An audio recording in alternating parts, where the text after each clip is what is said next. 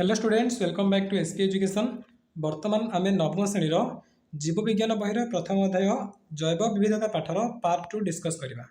Part 1 आमर सरी जाइतिला। जो मैंने देखी ना आमर प्लेलिस्ट को जातु SK education YouTube channel playlist को जी से आपको नवम श्रेणी समस्त सब्जेक्टर भिड मिल जाव।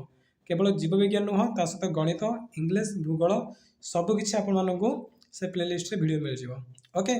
तो वीडियो स्टार्ट करने पूर्व जो मैंने चैनल नुआ अच्छा वर्तमान चैनल को सब्सक्राइब कर दिंतु। ता सहित साइड रे आपको बेल आइकन मिल क्लिक कर ऑल नोटिफिकेशन को ऑन कर दिंतु। कहीं प्रत्येक दिन आम एसपी एजुकेशन रे संध्या 6टा बेले नवम श्रेणी पिला क्लास हो। तेणु जो मैंने ऑल नोटिफिकेशन को ऑन कर केवल से पाखक ही नोटिफिकेशन जीव संध्या 6टारे एवं से माने ही क्लास रे जॉइन करेंगे। ठीक अच्छे, तेणु निहत भाव में ऑल नोटिफिकेशन को ऑन करदे। तो पार्ट 1 रे आमे कौन पढ़ी ना जैव विविधता प्रथमे देखी जे जीव मान मध्य किसी सामंजस्य अच्छी एवं से मध्य किसी पार्थक्य अच्छी। ठीक अच्छे, तापर आम डिस्कस करते जैव विविधता क्या कहुए ये देखी आम। ओके, तो जैव विविधता पर आम देखी जीव मान कौन पर श्रेणी भाग कराए जीव मान को श्रेणी भाग करने द्वारा कौन आम सुविधा हुए, आमको कौन फायदा हुए, आमर कौन फायदा होता है ये विषय आलोचना करते। तो ये देखा पार्ट 2। पार्ट 2 रे आम आरंभ करवा वैज्ञानिक नामकरण मौलिक प्रसंग। ओके, तो स्टार्ट करवा। देख, स्वीडेन स्वनामधन्य वैज्ञानिक कैरोलस लिनियस को उद्भिद और प्राणी मानकर आधुनिक वैज्ञानिक नामकरण श्रेणीभाग पद्धतिर जनक बोली कहुए। मन रख, एटा प्रश्न आसूची एग्जाम रे जे आधुनिक वैज्ञानिक नामकरण और श्रेणीभाग पद्धतिर जनक क्या कहुए। कौन लिख आंसर हो प्रश्न उत्तर हो कैरोलस लिनियस है। इंग्लीश रे कौन लिखा देख कैरोलस लिनियस से होती आधुनिक वैज्ञानिक नामकरण और श्रेणीभाग पद्धतिर जनक। मान जीव मान आधुनिक आधुनिक प्रक्रिया किपर श्रेणीभाग कराए कि किपर से नामकरण कराए एसबू किए आविष्कार करते वैज्ञानिक कैरोलस लिनियस। यही पद्धति को से सिस्टमा नेचुरे है सिस्टेमा नेचुरे नामक पुस्तक उपस्थापन करते। ये पद्धति से क्यों लिखी ना सिस्टेमा नेचुरे नामक एक पुस्तक से निजे लिखी। से पुस्तक माध्यम ये पद्धति को से दर्शाई। तेणु ये पद्धति या पूर्व आसी ना। तेणु जितेबाला सिस्टेमा नेचुरे ये पुस्तक को समस्त पढ़ले तापर समस्त जानीपारे जे वैज्ञानिक कैरोलस लिनियस एमती किसी लिखिं जीव मान को किपर श्रेणी भाग कर से नामकरण कर लिखिं। तेणु तापर कैरोलस लिनियस को कहगला कौन जे से होती आधुनिक वैज्ञानिक नामकरण श्रेणीभाग पद्धतिर जनक। ठीक अच्छे, प्रश्न आछे क्यों पुस्तक लिखाई ना सिस्टेमा नेचुरे। लिनियस द्वारा उपस्थापित प्राय समस्त नियम अंतर्जातीय जैविक नामकरण नियमावली द्वारा गृहित नियंत्रित। माने से जो प्रणाली कहते जीव मान को श्रेणीभाग करने से पूरा अंतर्जातीय स्तर में माने संपूर्ण पृथ्वीर समस्त देश मैंने मानुंट से प्रणाली ही जीव मान को श्रेणीभाग कर। तो यही श्रेणीभाग पद्धति अनुसार सबुठार क्षुद्रतम विभाग को जाति बोली कहुए। बुझ है कैरोलस लिनियस जो पद्धति जीव मान को श्रेणीभाग कर अनुसार सबुठ क्षुद्रतम विभाग माने सबुठ छोट विभाग हो जाति। तापर हम धीरे धीरे धीरे आगे आगे बढ़ा है। तो प्रथम से कौन देखिले जाति सबुठ छोट विभाग हो जाति। कौन सी एक जाति अंतर्भुक्त समस्त जीव सर्वत भाव एकापरी माने गोटे जाति भितर है गोटे जाति भितर जिते सब जीव बास कर समस्ते प्राय एकापरी अटंती। आग काल जीव जगतर श्रेणीभाग मुख्यतः बाह्य लक्षण कथा विचार करा किंतु आधुनिक श्रेणीभाग पद्धति जीवर बाह्य लक्षण गुड़िक सहित तार शरीर क्रिया कोश विज्ञान और भ्रूणतत्व इत्यादि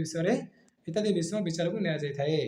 देख जिते पूर्वर जीव मान को श्रेणीभाग कराला से समय से बाह्य लक्षण देखुले माने से कौन कर चालीचलन किपर कौन खाऊँ शरीर गठन किपर बाहर है एमती देखुले। किंतु आधुनिक श्रेणीभाग पद्धति माने कैरोलस लिनियस जो पुस्तक लिखिते एठी कौन निया ना बाह्य लक्षण तो निया ता सहित से शरीर क्रिया शरीर भर विभिन्न क्रिया रेचन हो शोषण हो परिपाक होगा कि शरीर सब अंग प्रत्यंग गुड़िक कम ये सबू सहित कोश विज्ञान एवं भ्रूणतत्व ये सबू हिसाब को नि एक बा एकाधिक जाति को नहीं गोटे प्रजाति गठित। देख प्रथम से कौन कहले सबुठ क्षुद्रतम विभाग हो जाति है सबुठ क्षुद्रतम विभाग कि जाति। तो यहीपरि जदि आम कौन करवा ना एक बा एकाधिक एकाधिक जाति को जिते ना तो से सब जगह आम कौन बोली कहवा प्रजाति कहवा है। बुझल देख जाति कौन आसती एका प्रकार जीव आसुँच तो से ही परिका विभिन्न जाति को नहीं आम कौन अर्थ कर माने विभिन्न जाति को नहीं जो गोटे बृहत्तम समारोह है ताको आम कौन बोले कहवा प्रजाति पुणी प्रजाति आहरी आगू बढ़ है तो सब छोट जाति जाति मानक नहीं किए तैयारी प्रजाति उदाहरण स्वरूप सिंह बाघ कलरापत्रिया बाघ बिराड़ी ए समस्त बिराड़ी जातीय प्राणी है फेलिस जातीय अंतर्भुक्त देख कौन लिखा है ए सबू जाक होती आमर कौ जातीय प्राणी ना फेलिस प्रजाति अटंती है फेलिस प्रजाति एमती कमें कहला कहीं देख जे सिंह जाति अच्छी एका प्रकार सिंह देखा सब जगह आम कौन बोले कहवा एम सब सिंह जाति पुणी बहुत संख्यक बाघ को नहीं आम कौन बोले कहवा एम सब बाघ जाति पुणी आउ गोटे जाति किए आसिला कलरापत्र जाति आउ गोटे जाति किए आसिला बिराड़ी जाति है तो सबू जाक नेला आम कौन कहले देख प्रथम देखिले कौन सिंह जाति तापर बाघ जाति तापर कलरापत्र बाघ जाति तापर बिराड़ी जाति तो ए सबू जाक नहीं कौन तैयारी कराला जे एम होती सब गोटे प्रकार प्रजाति कारण जाति केत रहा गोटे दुईटी तीनोटी चारोटी ए चारोटी जाति को नहीं गोटे प्रजाति कहला कि प्रजाति ना दिहला फेलिस प्रजाति है फेलिस प्रजाति बोली ना दिहला ओके बुझिपारछ एवं ये जो प्रजाति कौन कहना बिराड़ी जातीय प्राणी फेलिस प्रजातिर अंतर्भुक्त अटे ठीक अच्छे पुणी थे मुझे बुझ कहीं सब बुझे निहत आवश्यक बहुत इंपोर्टाट जो एगुड़ी बुझीदेल ताल आराम से श्रेणी भाग कौन बुझीपार देख प्रथम लिखा कौन सिंह जाति आम प्रथम कौन पढ़ते सब क्षुद्रतम विभाग हूँ जाति जाति मानक नहीं तैयारी प्रजाति तो ये उदाहरण मध्यम देख समस्ते कौन ना सिंह जाति बाघ जाति कलरापत्र बाघ जाति बिराड़ी जाति है सब जगह कौन गोटे जाति और ये समस्त को आम गोटे समारोह लिखा कौन बोली कहवा ये समस्त होती क्यों प्रजाति ना बिराड़ी जातीय प्राणी फेलिस प्रजाति अंतर्भुक्त है सब जाक होती कौन फेलिस प्रजातिर ए भितर बिलय को आम मानलेनि कहल ए भितर बिलय को कौन मानलेनि क्या सिंह बाघ कलरापत्र बाघ बिराड़ी ए समस्ते पाखापाखि माने गोटे बिराड़ी जमी ठीक सेपरी देखा तेना समस्त को आम कहले बिराड़ी प्रजाति बा फेलिस प्रजाति बोली कहते आम ए भितर बिलय को मारे कि ना ए भितर हरिण को मारे कि ना कहीं से अलग देखा बहुत अलग देखा है तेणु विभिन्न जाति को नहीं तैयारी प्रजाति तापर देख सेमानकर वैज्ञानिक नाम यथाक्रमे फेलिस लियो कार कहल कार हम ना आगे पढ़िया देख फेलिस लियो कार सिंह फेलिस टाइग्रिस क्या बाघपाई तार फेलिस पाराडस क्या कलरापत्रिया बाघपाई एटा नाम सबू एमती वैज्ञानिक नाम दिया समस्ते की ओके तापर देख फेलिस डोमास्टिका किए से हूँ बिराड़ी है एपरी नाम से दिखाई एपर से नाम दिखाई बुझल देख सब जार आगे कम फेलिस लिखा कहल दो जो दीटा देख ये सामान दिभाग कर फेलिस लियो करी तो जो यहीटा हूँ ये कौन से जाति को बुझा पड़ी और यहीटा कौन बुझा पड़ी से प्रजाति तो देख ये सब जगह कौन लिखाई ना फेलिस लिखाई फेलिस फेलिस फेलिस फेलिस लिखाई ना नहीं ताने ये सब जगह क्यों प्रजातिर अंतर्भुक्त अटंती फेलिस प्रजातिर अंतर्भुक्त अटंती लिओ ताने कौन जी सिंह देखा लिओ लिखाई ताने कौन से सब जगह लिओ जातिर ताने सिंह जातिर अटंती तार बाघ गुड़िक कौन ना टाइग्रिस जातिर पाराडस माने कौन कलरापत्र बाघ पाराडस डोमास्टिका कौन बिराड़ी गुड़िक सब डोमास्टिका जातिर प्रजाति कौन आसला सब जगह प्रजाति हूँ फेलिस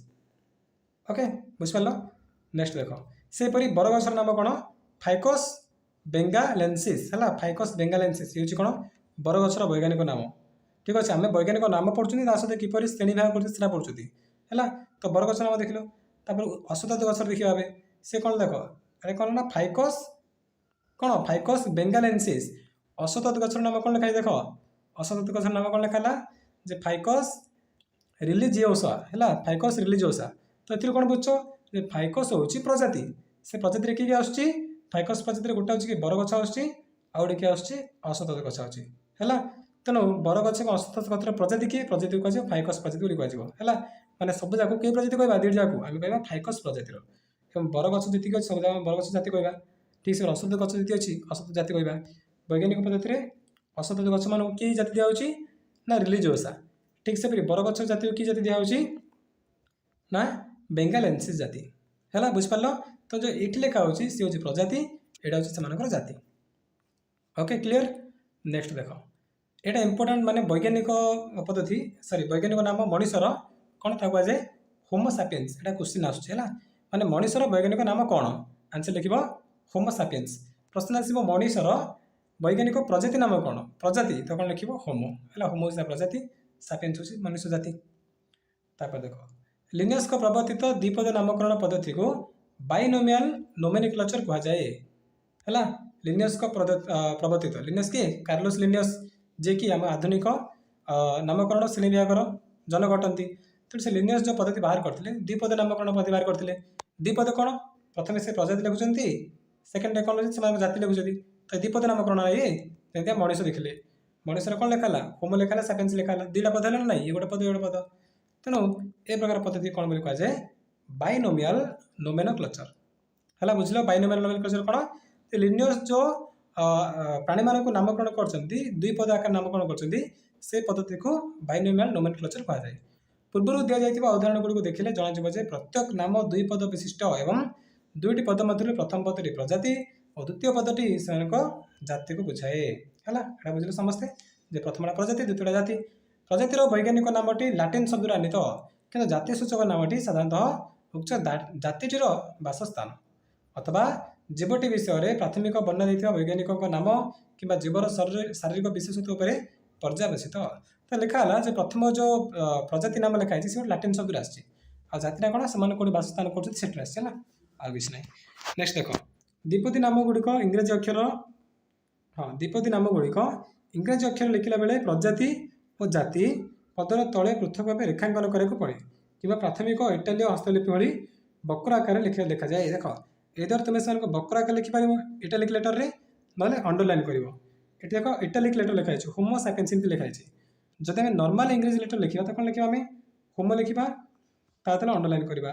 पुणी सापियंस लिखा SAPIENS है अंडरलाइन करवा जब इटालिक लेटर लिखा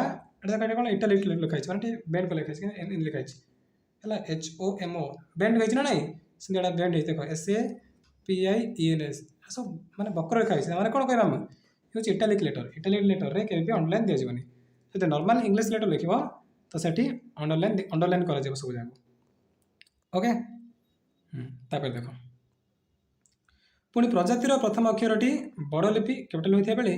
जातिर अक्षर सान लिपि होता है। देख पुणी थर देख प्रजाति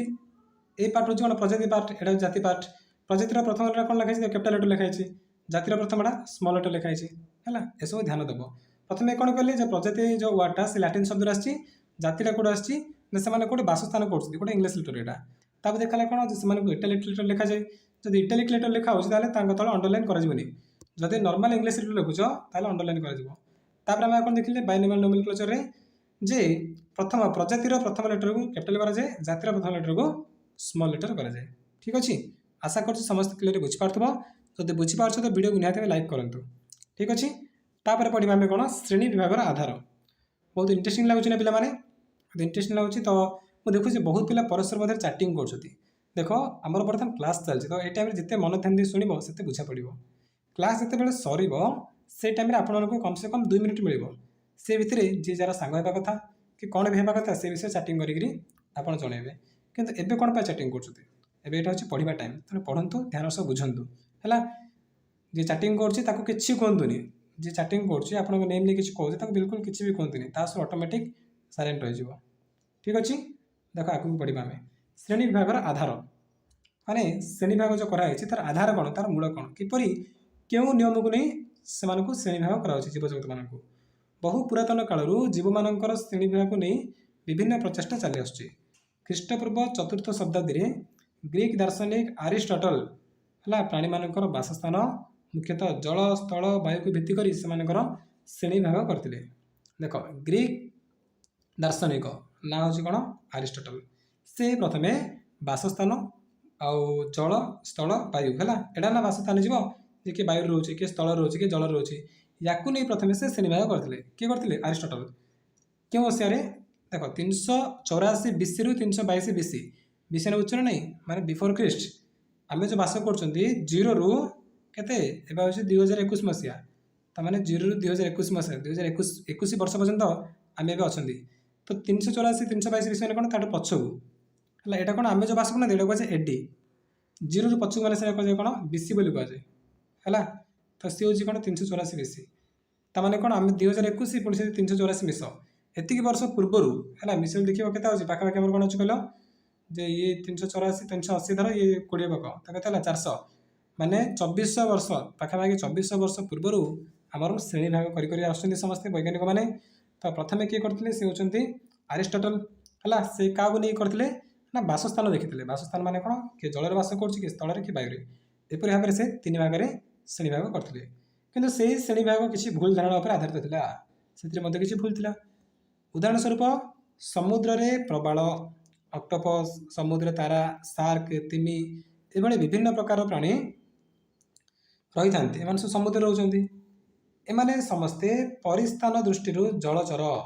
जो देखा से परिस्थान मान कौन हेबिटेट बास करवा से सब कौन बास कर समस्ते जल बास कर सामान परिस्थान व्यतीत एमानठारे अन्य सामंजस्य अति कम। देख परिस्थान गोटे आम मानुंट जे हाँ से सब जल बास कर कौन से भर सामंजस्य अच्छी ऑक्टोपस के देखा एमती बड़ बड़ गोड़ चिंगुड़ी के तार निश थी ए प्रकार से लांगड़ बुले माछ के ए प्रकार माछ तो कौन ये सामंजस्य अच्छी कि बहुत पार्थक्य अच्छी तेणु केवल परिस्थान उपर निर्भर कर जीव जगतर गोष्ठी भाग करवा ठीक हेना। तेणु एरिस्टटल जो दर्शे से भूल निगला अतएव कि निर्दिष्ट आधार बा लक्षण गुड़िक नहीं से भाग कर स्थिर कर आवश्यकता पड़ला। तेणु समस्त देखिले वैज्ञानिक मैंने दार्शनिक मैंने समस्त देखिले एमती क्यों आधार से श्रेणी विभाग करवा निर्दिष्ट आधार बा लक्षण अर्थ कौन जीव जगतर श्रेणी विभागकरण समय जीव गोष्ठी मध्य रही आकार व्यवहार बा प्रकृति शारीरिक गठन किंबा कार्यधारा समानता अथवा पृथक गुण गुड़िक साधारणतः लक्षण भाव में ग्रहण कर जाए है। श्रेणी भाग कौन कौन क्यों साधारण गुण ग्रहण कराऊँ देख से आकार देखा व्यवहार कार केमती व्यवहार प्रकृति कौन से शरीर गठन है ये सब समानता कि सबूर पृथक पृथक भाव में से अला अला कराऊँ हाँ देखुं आकार एकाकी व्यवहार एकाकी प्रकृति एकाकी जदि ना तो से अलग प्राणी कराव अलग श्रेणी रखा जब सामान अच्छी तो गोटे श्रेणी रखा एमती कराला। यही लक्षण गुड़िक जीवर गोटे लेखाएं निर्दिष्ट गुण को बुझाई थाए जेपरिक मनुष्य शरीर लोमयुक्त होता बेले माछर शरीर कातिर ढांकी रही है। मनुष्य जाति लोम बा बाल गोटे विशेष लक्षण होता बेले माछ मान काति यार एक विशेष लक्षण होता है। तेणु यहीपरि विशेष लक्षण थी केतोटी प्राणीकर उदाहरण दियो एमती उदाहरण दब जमीक आम कौन कह चमरी गाय तार बहुत बड़ बड़ लोम ओके तो एमतीका किसी विशेष लक्षण जार अच्छी से उदाहरण देव। तेरे जीवगोष्ठी देख चिंगुड़ी पाकस्थली मुंडर अच्छी यहाँ तार गोटे विशेष लक्षण ठीक अच्छे। तेज जीवगोष्ठी श्रेणी भाग बेले क्यों लक्षण प्राधान्य केते अधिक ताहा जानिबा आवश्यक। एठारे गोटे पत्थर तैयारी कांथर कथा विचार करा आम जाणुजे कांथटीए तैयारी पाई विभिन्न आकार पत्थर इटा आदि व्यवहार कर जाए। कांथर अग्रभाग में किपरि पत्थर और इटा व्यवहार कर कांथर तल भाग में व्यवहार करथिबा पत्थर आकार प्रभावित कर थाए। कांथर तले आम जो पत्थर कर जो पत्थर पत्थर पकाउछथि कांथर ऊपर से पकाइले कौन मान अच्छी कि नहीं कहीं कांथर तले आमको दरकार बहुत स्ट्रंग बहुत शक्त पत्थर दरकार पकड़े कांथर स्ट्रंग रहा तेणु कांथर तले जो पत्थर पकड़ा से ऊपर को बिल्कुल भी प्रभावित करनी कि तल भाग में व्यवहृत पत्थर आकार प्रकृति कांथर उपरी भाग व्यवहृत पत्थर आकार प्रकृति निर्धारण करता है। मैंने कौन लिखा देख तले आम बहुत बड़ बड़ पत्थर पकई जो स्ट्रंग पत्थर पकईदेवा ताहले आम कहीपर से आम हल्का पत्थर पकड़े भी चलो किसी असुविधा नहीं है ना। जब आम ऊपर भाग देखा आम ऊपर हल्का अच्छी तले कौन पकेबा कौन इधर हम कि ना आम दरकार कौन से मूल माने जदि से मूलटा ठीक थी मूल जो शक्त थी ताले ऊपर को केते कौन कले भी चलो किसी असुविधा नहीं है ना कि ऊपर को देखिए तले देखाऊनी प्रथम कौन देखा से बेस से आधार कौन अच्छी है तमाने जदि मुझे हल्का पत्थर तले पड़ी जदि आम तले बहुत हल्का पत्थर पकई ताल ऊपर जब ओजना पत्थर पकईदेवा ताल बहुत असुविधा हो कांथ भुसुड़ी पड़ो ना कि तेणु मुख्यतः केवटा देखा जाए ना बेस माने आधार तार मूल तले कौन अच्छी से देखा जाए ऊपर को देखा जाए ना है। तेणु उपरोक्त उदाहरण में कांथर तल भाग में व्यवहृत पत्थर स्तर एक विशेष लक्षण रहा कांथर उपर स्तर में व्यवहृत पत्थर गुड़िक मान निर्धारण करता है। तेणु कांथर तल भाग में जो पत्थर गुड़िक अच्छी तार विशेष लक्षण ही कार मान निर्धारण कर पत्थर गुड़िकर से भाई जीव जगतर श्रेणी भाग यार मुख्य विभाग गुड़िकर विशेष लक्षण तार परवर्ती पर्याय गुड़िकर स्तर प्रकार भेद को निर्धारण करता है। तेणु जो जीव जगत को श्रेणी भाग कर विशेष लक्षण गुड़िक कौन कौन लक्षण अच्छी तो ताको आम रेकग्नाइज करदे ताको जानिदेबा ताले सी क्या दर्शेब ताको परवर्ती स्तर गुड़िक विषय दर्शेब। एणु जीव जगतर यह श्रेणी विभाजन बेले गोटे स्तर प्राणी बा उद्भिद ता तल स्तर प्राणी और उद्भिद गुड़िक लक्षण द्वारा प्रभावित होगा केतक समानता बजाय रखी था ठीक अच्छे। तो चलते बर्तमान आम क्लास समाप्त करवा पुणी नेक्स्ट जहाँ अच्छे से गुड़िक परवर्ती भिडियो नहीं आसवा ओके कहीं बहुत टपिक बहुत बड़ अच्छी तो बर्तमान सब सारे टाइम आम टाइम भी ना बहुत पिला बोरिंग हो जाती ओके। तो चलते क्लास समाप्त करवा पुणी मिसवा आसंता संध्या 6टा बेले से पर्यंत जो मैंने चैनल नुआ अच्छा सब्सक्राइब करेंगे